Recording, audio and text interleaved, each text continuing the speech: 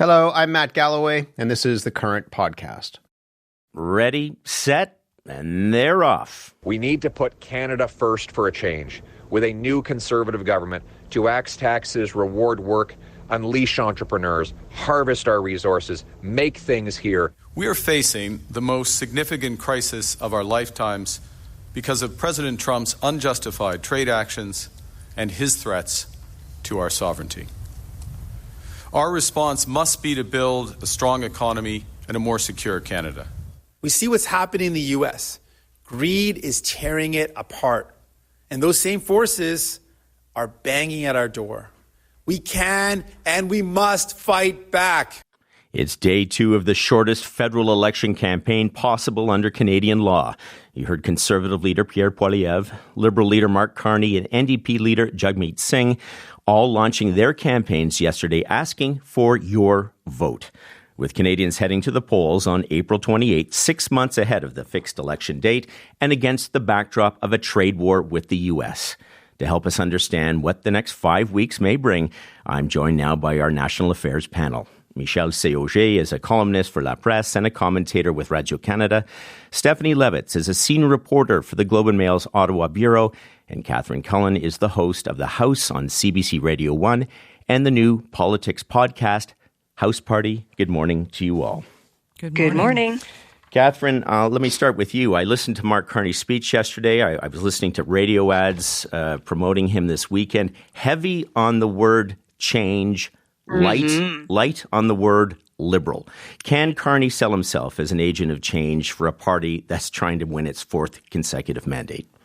That may be one of the defining questions for this election, Mark. I mean, certainly it seems to me what struck me yesterday is there's really a kind of agreement between Pierre Poilievre and Mark Carney about what this election is going to be about. It's going to be about strength in the face of Donald Trump and change.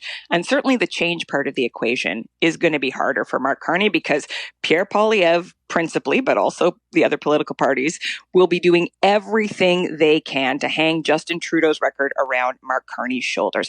It's clear that the two men are different, Justin Trudeau and Mark Carney. You know, Mark Carney with his focus on the economy, he's certainly putting more of an emphasis on getting resources to market, but he's working with the same group of MPs, and he has to sort of try to get out from this dissatisfaction that was really about the state of the country, that had really been animating the political debate in this country. And if you talk to folks, I mean, they are still very worried about how much the price of groceries, are they going to be able to afford housing? Mark Carney is going to try to attack a lot of that head on, but it is going to be a challenge for him to show that he represents something different to convince Canadians to give the Liberals another shot after almost 9.5 years in power. Yeah, Stephanie, we know, I mean, we know the narrative here that just a few months ago, the polls showed the Liberals were trailing the Conservatives by at least 20 points, and now the polls showing a close race.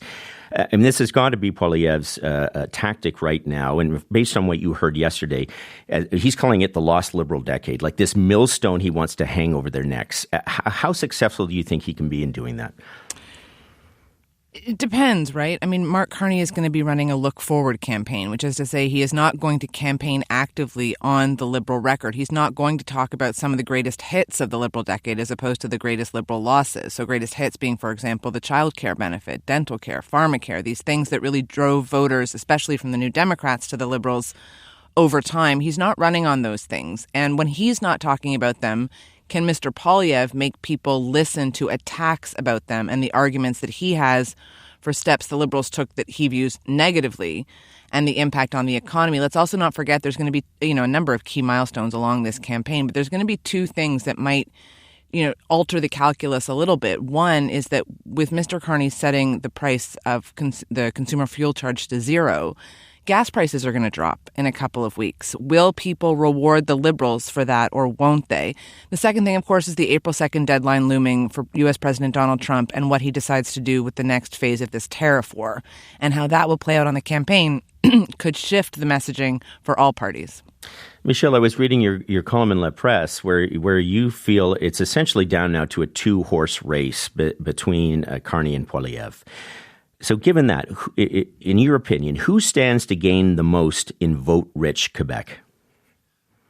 Right now, I don't think you can call it Carney mania yet, but I meet and I talk to people and people I know who are sovereignists who have always voted either for the Bloc or the PQ or both. Were saying, nah, this year it's too dangerous. I'm voting for Carney. So he has had an effect on the electorate here because basically on the strength of his CV, of his resume, but if the ballot question is who do you want to send to represent Canada vis-a-vis Donald Trump, it's obvious that he's got the best shot at this. And ironically, we've seen Mr. Blanchet, who's having a real problem if that is the ballot question, say, "Oh, ballot questions are not important. What is important is values." Yeah, but maybe people want to answer that ballot question this year. So it's a bit early in the campaign to say what people will actually go to the polls thinking of. But the overwhelming personality of Mr. Trump is all over this election, all over this campaign. And it's obvious that the question of who do you want to send to negotiate with him will be very important. And personalities, that's an interesting point. And I guess for a lot of Canadians, we don't really know a lot about the personality of Mark Carney. And, you know, he's been criticized for not doing enough media interviews and scolding reporters, including you, Stephanie. And that was in an exchange last week when you asked about his blind trust in disclosing his assets. Let's just take a listen to a bit of that. The rules say that those assets should be publicly disclosed within 120 days, which means you'll campaign in a coming federal election, most likely within the next 120 days, and are serving as Prime Minister now, with Canadians not being aware of what potential conflicts of interest you sought to avoid. What possible conflict would you have, Stephanie? Stephanie, I'm complying with the rules. I'm complying with the rules in advance. Point final. Point final. Stephanie, was that point final for you? What did you make of that response to your question? I mean, a week later, and I'm still cringing when I hear it played back to me. Why does that make you cringe? There are lots of ways Mr. Carney could have answered that question. It was confusing, perhaps, that Mr. Carney did not seem prepared to have a better answer to that question than the answer he's been giving all along, which is to say he just assumed it was going to go away. And to be sort of dismissive of the idea that he could possibly be in any conflicts when we know that, you know, part of the record he is campaigning on, that he is putting before Canadians right now, is his private sector business experience. It's not just about his time at the Bank of Canada or the Bank of England. It's about everything he did since. To suggest that as the Prime Minister, he could not possibly have any conflicts of interest when he sat as the chair of a major Canadian investment firm, when he sat on the boards of other companies actively soliciting the government for money and support. It doesn't make any sense that there could be zero conflicts there, but how are Canadians to know? The fact that he won't be transparent about that raises a lot of questions, and it'll be interesting to see how Mr. Carney functions on the campaign when now the expectation is that he takes these questions every single day, not just as one-offs. Yeah, Catherine, what's your feeling about that? Because the guy's never done retail politics. Pierre Poilievre is a pro when it comes to retail politics. And what do you think the stakes are for Mark Carney heading into this, even though it's the shortest campaign possible? It's still so divisive for him. I mean, I think it was a sign of his political inexperience. And after that question from Steph, our colleague Rosemary Barton got up there and Mr. Carney became even more agitated. This is the look inside yourself, Rosemary moment, where again, he suggested that the very premise of the question was sort of flawed and unacceptable. It actually makes me think of something one of his supporters said to me about the carbon tax, that Mr. Carney was a bit surprised that once he had said he was going to get rid of the consumer carbon tax, that the Conservatives would continue to attack him on this, because he's just not used to the way that the sort of political game is played. And it's clear Pierre Poilievre is going to continue to hammer this point about carbon taxes throughout the election campaign. So both the inexperience and the sort of sensitivity, I think, in those moments, the ability to, it had been a very long day, but guess what? Election campaigns are a lot of just very you wait. long days. It's just starting. I will say, though, Mark, it was interesting. I was also talking to a member of his team who, they don't necessarily hate moments like that. A little bit of punchiness. I don't think that they're entirely convinced that it's a bad thing that he sort of pushed back a little bit. But I think that that's kind of a dangerous game, especially in this time. Part of what Mark Carney, I think, is trying to offer is a cool-headedness in the face of the unpredictability of Donald Trump. So, a little bit not sounding quite so cool-headed. I think he has to be very careful. Hanging over this election, of course, is U.S. President Donald Trump, who's been making his own preferences known. Let's listen to what he said last week in an interview on Fox News. I love Canada. I love Wayne now Gretzky. The Liberal guys, I love his wife. The Liberal Party is going to win now in the next election, most likely.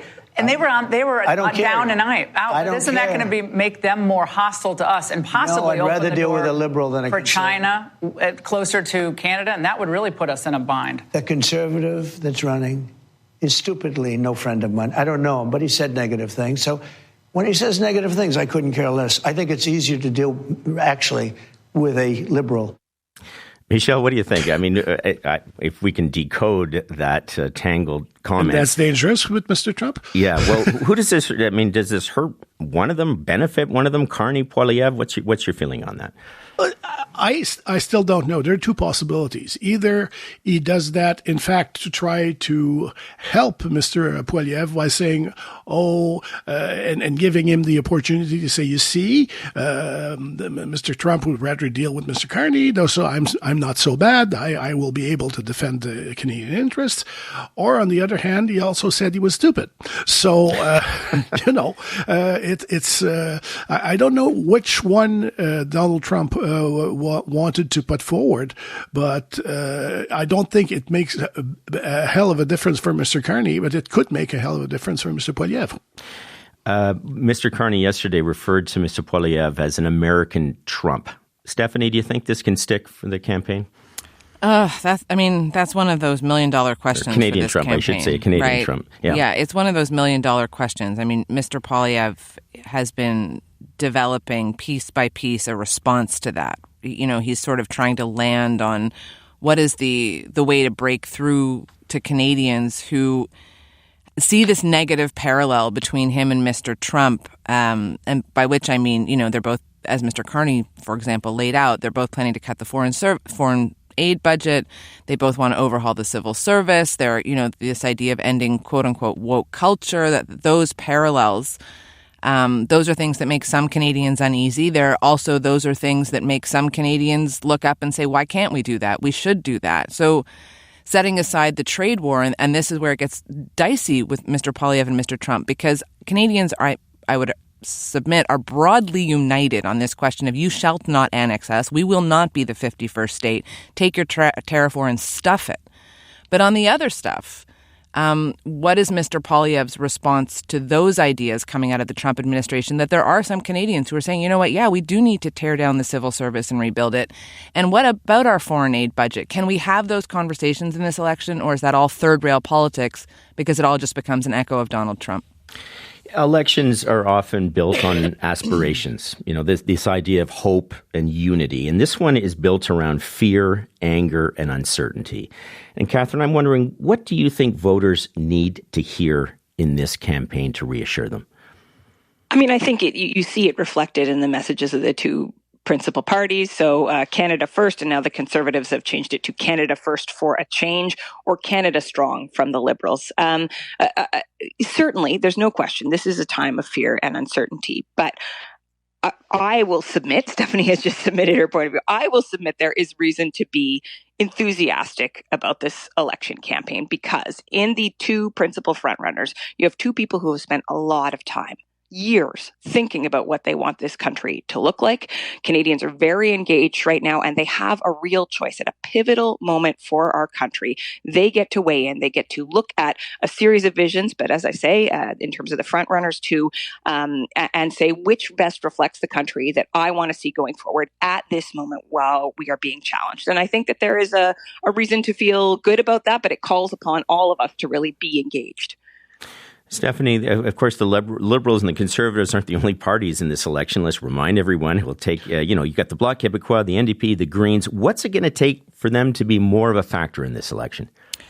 The New Democrats are an interesting let's say, player in this campaign. I mean, they have not done exceptionally well in the last two elections since the orange wave of the Jack Layton years. They've really seen their fortunes fumble. It seems, though, that Mr. Carney has potentially given them a gift, and that is in trying to reset the Liberal brand to a centrist agenda. I mean, take a look at his cabinet. He dropped, ministers for gender and equality, diversity, people with disabilities. He reframed the Labour Ministry into jobs and families. These are all touchstones where perhaps NDP leader Jagmeet Singh can say, hey, progressives, hey, remember that you went to go vote for the Liberals because you liked that? Well, they've abandoned you. Come home to the New Democrats. And this could be a real test of Jagmeet Singh's ability to remain on as leader of the party.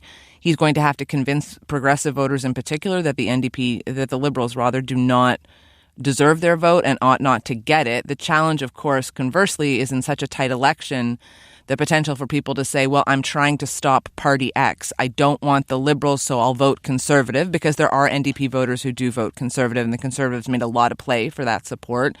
Or there are NDP voters who say, I really need to stop the Conservatives, so therefore I'm going to vote Liberal. So in the arc of political history, what happens to the New Democrats in this election will be very interesting.